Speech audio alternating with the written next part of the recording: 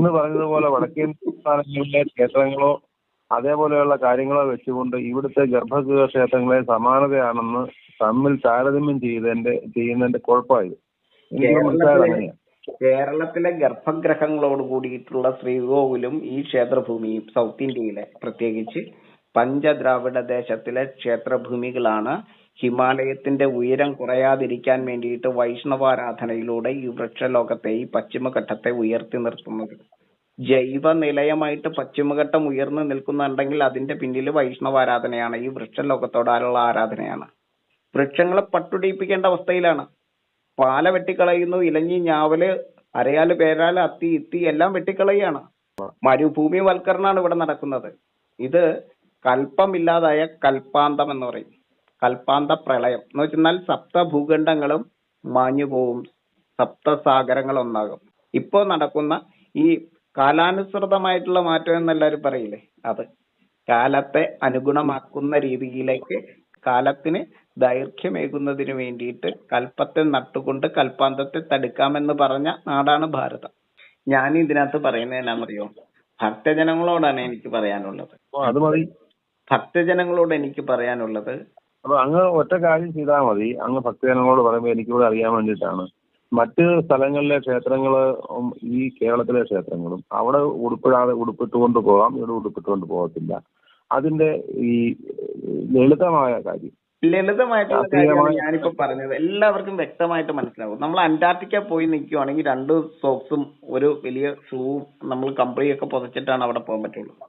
കാറ്റിനും കാലാവസ്ഥയ്ക്കും അനുസരിച്ചിട്ടാണ് നമ്മുടെ ജീവിതത്തെ ചിട്ടപ്പെടുത്തുന്നത്. ഉത്തരേന്ത്യയിൽ എന്ന് പറഞ്ഞാൽ ലോകത്തിലെ ഏറ്റവും വലിയ ക്ഷേത്രമായിരിക്കുന്ന ആ ഹിമാലയം, ഹിമയും മഹിയും ഒരുമിച്ചുയർന്നു നിൽക്കുന്ന, ശിവനും പാർവതിയും ഒരുമിച്ചുയർന്നു നിൽക്കുന്ന, സർവ്വജീവലോകത്തിനും വിലാസം തീർക്കുന്ന അത്രയും വലിയ ആ ജീവനെ പർവ്വതീകരിക്കുന്ന പർവ്വതം അവിടെ നിൽക്കുന്നത് കൊണ്ട് അവിടെ ഗർഭഗ്രഹങ്ങളോട് കൂടിയിട്ടുള്ള ക്ഷേത്രങ്ങൾക്കല്ല അവിടെ പ്രാധാന്യം. എന്നാൽ അവിടെ പ്രാധാന്യം വരും എങ്ങനെ? ഗർഭഗ്രഹങ്ങളോട് കൂടിയിട്ടുള്ള ക്ഷേത്രങ്ങൾ അവിടെ ആവശ്യമാവും. അതായത് മരുവായിരിക്കുന്ന ഇടങ്ങളുള്ളിടത്ത് കാറ്റിനും കാലാവസ്ഥയ്ക്കും എല്ലാം അനുസരിച്ച് പഞ്ചഭൂതങ്ങളെ ക്ഷമപ്പെടുത്തുന്നതിന് വേണ്ടിയിട്ട് ചിലപ്പോൾ ഗർഭഗ്രഹങ്ങളോട് കൂടിയിട്ടുള്ള ക്ഷേത്രങ്ങൾ ഏതെങ്കിലും പ്രദേശങ്ങളിൽ ആവശ്യമായി വന്നിട്ടുണ്ടെങ്കിൽ അവിടെ എല്ലാം ക്ഷേത്രങ്ങളുണ്ട്. ഭാരതത്തിൽ ആയിരക്കണക്കിന് പർവ്വതങ്ങളുണ്ട്.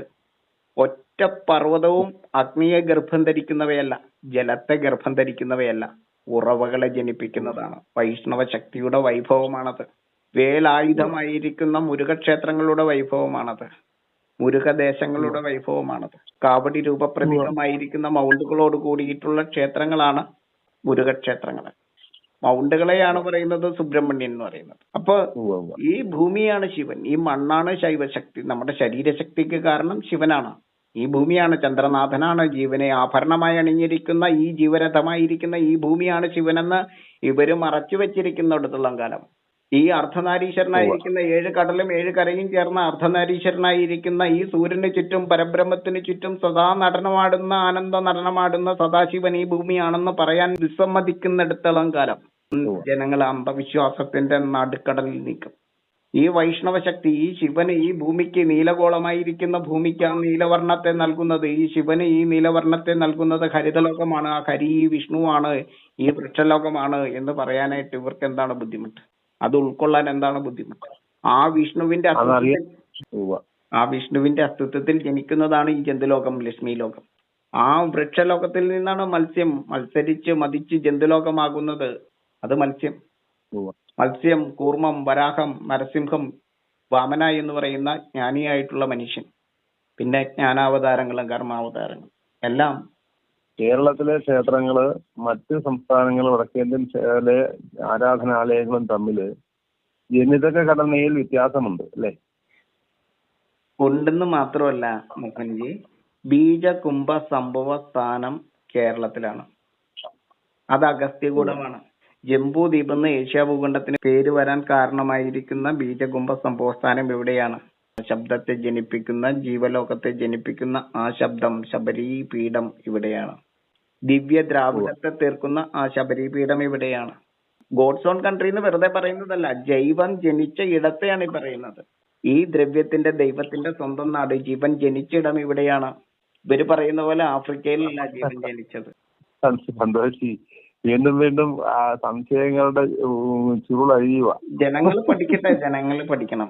പാഞ്ചജന്യം, അതായത് വിഷ്ണുവിന്റെ പഞ്ചജനം എന്ന് പറയുന്ന പാതാള സമുദ്രം ഇവിടെയാണ്. പഞ്ചജൻ മനുഷ്യനാണ്. പാഞ്ചജന്യം മുഴങ്ങുന്ന ശംഖുമുഖം ഇവിടെയാണ്, കേരളത്തിലാണ്. അപ്പോ സന്തോഷി, വേറൊരു കാര്യം കൂടെ ഇതിനിടക്ക് ഞാൻ ചോദിച്ചു പോവുകയാണ്. ഈ പഞ്ചേന്ദ്രിയങ്ങളെ പഞ്ചവടം കൊണ്ട് ബന്ധിച്ച പൂജാരിമാരാണ് ക്ഷേത്രങ്ങളിൽ പൂജ ചെയ്യുന്നത്. പഞ്ചഭൂത സേവയെ ചെയ്യണമെങ്കിൽ പഞ്ചേന്ദ്രിയങ്ങളെ പഞ്ചവടം കൊണ്ട് ബന്ധിച്ചിട്ടേ ചെയ്യാൻ പറ്റുള്ളൂ. അതുകൊണ്ടാണ് പൂണൂല് തോളയിലിട്ടിട്ട് ഈ കർമ്മം ചെയ്യുന്നത്. പഞ്ചഭൂത ശുദ്ധിക്ക് വേണ്ടിയിട്ട് പഞ്ചേന്ദ്രിയങ്ങളെ പഞ്ചവടം കൊണ്ട് ബന്ധിച്ച് അയച്ച് ശരീരത്തിൽ കെട്ടിക്കൊണ്ട് മാത്രമാണ് പഞ്ചഭൂത പ്രീതി നടത്താൻ പറ്റുള്ളൂ, ശുദ്ധി കലശം ആടാൻ പറ്റുള്ളൂ, ദ്രവ്യ കലശം ആടാൻ പറ്റുള്ളൂ. ശരി ശരി ശരി. അപ്പോ ഞാൻ എന്റെ ചോദ്യത്തിന്റെ പകുതി ആയതേ ഉള്ളൂ. ഈ പഞ്ചവട ബന്ധനത്തിന്റെ ആവശ്യകത മറ്റ് പ്രദേശങ്ങളില് വടക്കേന്ത്യയില് പൂജാരികൾക്ക് ആവശ്യമില്ലാത്തത് കൊണ്ടല്ലേ അവിടെ എല്ലാവർക്കും കയറി പൂജ ചെയ്യാമെന്ന് പറയുന്നത്? ഞാൻ ആദ്യം പറഞ്ഞല്ലോ, ഇവിടെ ജീവനെ അല്ല, ഞാനത് വീണ്ടും എന്റെ സംശയ നിവൃത്തി വരുത്തുക. ഇവിടെ ജീവനെ ഹൈറേഞ്ച് നൽകുന്നത് നമ്മുടെ ഈ ചെറിയ ഹൈറേഞ്ച് ആണ്. ഈ പശ്ചിമഘട്ടത്തിന്റെ ചെറിയ കുമാരന്മാരാണ്, പർവ്വതകുമാരന്മാരാണ്. ആ പർവ്വതകുമാരന്മാരാണ് മാരിയെ കുമാരിയാക്കുന്നത്, മാരിയെ കുമാരിയാക്കുന്നത്, ജീവലോകം ചമയ്ക്കുന്നത് ഈ കുമാരന്മാരാണ്, ഈ പർവ്വത ദേശങ്ങളാണ്, കുമാരഖണ്ഡമാണിത്. ഇത്തരം മൗണ്ടുകളാണ് സുബ്രഹ്മണ്യ ദേശങ്ങള്. പഴനി ഉൾപ്പെടെയുള്ള തന്ത്രപ്രധാനമായിട്ടുള്ള ആ മൗണ്ടാണ് പഴനി. അപ്പൊ വിന്ധ്യനിപ്പുറത്തേക്ക്, ഞാൻ ഒന്നും കൂടി പറയട്ടെ, ആ വിന്ധ്യനിപ്പുറത്തേക്ക് ക്ഷേത്രഭൂമികളാണ്. ഈ ജീവനെ പർവ്വതീകരിക്കുന്നതിന് വേണ്ടിയിട്ട് 6 ഋതുക്കളെ ഗർഭത്തിൽ ധരിക്കുന്ന കൃത്തികളാൽ 6 മുഖങ്ങളെ സൃഷ്ടിക്കുന്ന ഷൺമുഖ ഭാവങ്ങളുള്ള പർവ്വതങ്ങളാണ് ഋതുക്കളെ നമുക്ക് ഭൂമിയിൽ സമ്മാനിക്കുന്നതെന്നറിയുക. വസന്തം, ഗ്രീഷ്മം, വർഷം, ശരത്ത്, ഹേമന്തം, ശിശിരം എന്ന് പറയുന്ന 6 ഋതുക്കളാണ് ജനനം, ബാല്യം, കൗമാരം, യൗവനം, വാർദ്ധക്യം, മരണം എന്ന് പറയുന്ന ഷഡ്ഭാവങ്ങൾക്കും കാരണമെന്നറിയുക. അതെ. ഭാരതത്തിന്റെ വടക്കൻ പ്രദേശങ്ങളില് ആരാധനാലയങ്ങൾ പൂജ ചെയ്യണമെങ്കിൽ പൂണൂല് ധരിക്കണമെന്ന് നിർബന്ധമില്ലാത്തത് കൊണ്ടാണ് സാധാരണ ജനങ്ങൾക്കും അകത്ത് കയറി പൂജ ചെയ്യാൻ പറ്റുന്നത്, അല്ലേ? ഹിമാലയത്തിലേക്ക് പോയിന്നാൽ അങ്ങക്കറിയാലോ, ഹിമാലയത്തിലേക്ക് പോയാൽ അവിടെ ഉത്തുംഗ ശൃംഗത്തിലേക്ക് കയറി പോകുമ്പോൾ തുണി പോലും ആവശ്യമില്ല, നഗ്നരായിട്ട് പോകാം. മഹിയും ഹിമയും ചേർന്നുയർന്നിരിക്കുന്ന അതിന്റെ ഉത്തുംഗ ശൃംഗങ്ങളിൽ, മുനിയറകളിൽ കയറി സമാധിയാവാം. അവിടെ പൂണൂലൊന്നുമല്ല, അവിടെ മനുഷ്യനൊന്നും ചെയ്യേണ്ടതില്ല. ഈ ഭൂമിയിൽ ജീവനെ പർവ്വതീകരിക്കുന്നതിന് കാരണമായിരിക്കുന്ന പർവ്വതം ഹിമാലയമാണ്. അതാണ് സർവനിധികൾക്കും അധിപതി കുബേരനാണെന്ന് പറയുന്നത്. ആ കുബേരനാണ് ഈ ഇരിക്കുന്ന ആള്. എല്ലാവരുടെയും വീടുകളിൽ ഇരിപ്പുണ്ടല്ലോ, എല്ലാ ആശ്രമങ്ങളിലും ഇരിപ്പുണ്ടല്ലോ കുബേരൻ. സ്വർണ്ണത്തലയുള്ള ആ തടിച്ച ബേഗ ശരീരത്തോട് കൂടിയിട്ടുള്ള ആ കുബേരനാണ് ഈ ഹിമവാൻ.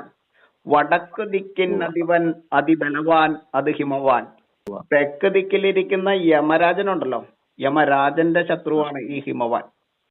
യമപീഠം, സംയമിനിയിലിരിക്കുന്ന യമപീഠം അവിടെ താന്നിരിക്കുന്നതിന് കാരണം, യമനെ ആ കാലനെ അവിടെ അടിച്ചിരുത്തിയിരിക്കുന്നതിന് കാരണം ഈ ഹിമവാന്റെ ഈ ബേഗ ശരീരമാണ്. തടിച്ചുയർന്നു നിൽക്കുന്ന ആ സ്വർണ്ണ നിറമുള്ള ആ ഹിമാലയമാണ്. ആ ഹിമാലയത്തിന് ഈ സ്വർണത്തെ കൊടുക്കുന്നത്, നിധിയെ കൊടുക്കുന്നത്, ആ സ്ത്രീയെ കൊടുക്കുന്നത് ഈ വൈഷ്ണവ ലോകമാണ്, വൈകുണ്ഠ ലോകമാണ്. വൈകുണ്ഠ ലോകം തെക്കേ ഇന്ത്യയിലാണ്. എന്തായാലും ഇന്ന് ഈ ക്ഷേത്ര പ്രവേശനവുമായി ബന്ധപ്പെട്ട് മേൽവസ്ത്രം ധരിക്കാതെ കയറുന്നതിനെ കുറിച്ചും ധരിച്ചു കയറുന്നതിനെ കുറിച്ചുള്ള സംശയം ചോദിച്ചപ്പോ ഏതാണ്ട് ഭക്തജനങ്ങൾക്ക് മനസ്സിലാവുന്ന തരത്തിൽ തന്നെയാണ് അങ്ങ് പ്രണവവേദിയിലൂടെ ഇത് തിരിഞ്ഞ് പറഞ്ഞു വന്നത്. എങ്കിലും കുറച്ച് സംശയങ്ങളൊക്കെ ബാക്കി ഇനിയുമുണ്ട്. കാരണം മറ്റു സ്ഥലങ്ങളിലൊക്കെ ഞാനൊരു കാര്യം കൂടി പറയാം അങ്ങയോട്. അത് കഴിഞ്ഞിട്ട് അങ്ങ് പറഞ്ഞു ജനങ്ങളോട് എങ്ങനെയാന്ന് വെച്ചാൽ ഞാൻ പറഞ്ഞത് വിശ്വസിക്കണമെന്നോ വിശ്വസിക്കണ്ടെന്നോ എങ്ങനെ വേണേലും പറയാം. അതായത് വൈഷ്ണവ അവതാരമാണ് നമ്മളെങ്കിൽ, പുരുഷൻ വൈഷ്ണവ അവതാരമാണ്, വിഷ്ണുവിന്റെ അവതാരമാണ് എന്ന് പറയാൻ ഉദ്ദേശിക്കുന്നുണ്ടെങ്കിൽ, നരൻ നാരായണനാണ് എന്ന് പറയാൻ ഉദ്ദേശിക്കുന്നുണ്ടെങ്കിൽ, അങ്ങനെയുള്ളവരൊന്നും ഈ ഹൃദയശനായിരിക്കുന്ന ആ വൈഷ്ണവ ശക്തിയുടെ അവതാരമല്ല എങ്കിൽ ഷർട്ട് ഇട്ടുകൊണ്ട് കയറാം. അതായത് ഹിമയെയും അഹിയെയും ചേർത്ത് വെക്കാൻ നാരായണനെയാണ് ആശ്രയിക്കേണ്ടത്. നമ്മള് ശിവനെയും മഹിയെയും മണ്ണിനെയും ജലത്തെയും ചേർത്ത് വെക്കുവാൻ, ഹിമയ്ക്കും മഹിക്കും ഏറ്റവും വലിയ ലോകത്തിലെ വലിയ ആലയം തീർക്കുവാൻ, ഹിമാലയത്തെ തീർക്കുവാൻ, വിലാസം തീർക്കുവാൻ, ആ കൈലാസത്തെ ഉയർത്തണമെങ്കിൽ നമ്മൾ വൈഷ്ണവ ഭക്തരാവണം, വൈഷ്ണവ അവതാരങ്ങളാവണം. ജ്ഞാനത്താൽ വൈഷ്ണവ ശക്തിയുടെ വൃക്ഷലോകത്തിന്റെ അവതാരമാകണം. അങ്ങനെയുണ്ടെങ്കിൽ ഹൃദയസ്ഥാനം മറക്കുവാൻ പാടില്ല. അങ്ങ് എന്റെ ചോദ്യത്തിന് കൃത്യമായ ആൻസർ ഏതാണ്ട് കിട്ടിയിട്ടുണ്ട്. കാരണം നാരായണൻ തന്നെയാണ് നരനെന്നും നരനാണ് നാരായണനെന്നും അങ്ങ് ഈ ക്ഷേത്രസങ്കല്പത്തിലൂടെ വളരെ ലളിതമായിട്ട് വിശ്വാസികൾക്കോ ഭക്തർക്കോ പറഞ്ഞു തന്നു. ഈ അങ്ങി തന്ന അറിവ് സത്യത്തിൽ മുഴുവൻ ജനങ്ങളിലേക്ക് വ്യാപിക്കേണ്ടതുണ്ട്.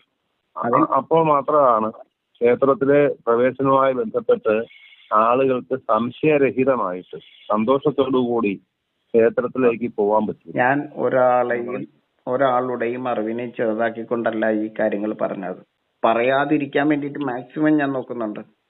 പക്ഷെ ഒരിക്കലും പറയാതിരിക്കാൻ കഴിയുന്നില്ല. എങ്ങനെ ഞാൻ പറയാതിരിക്കും? മോഹൻജി പറ.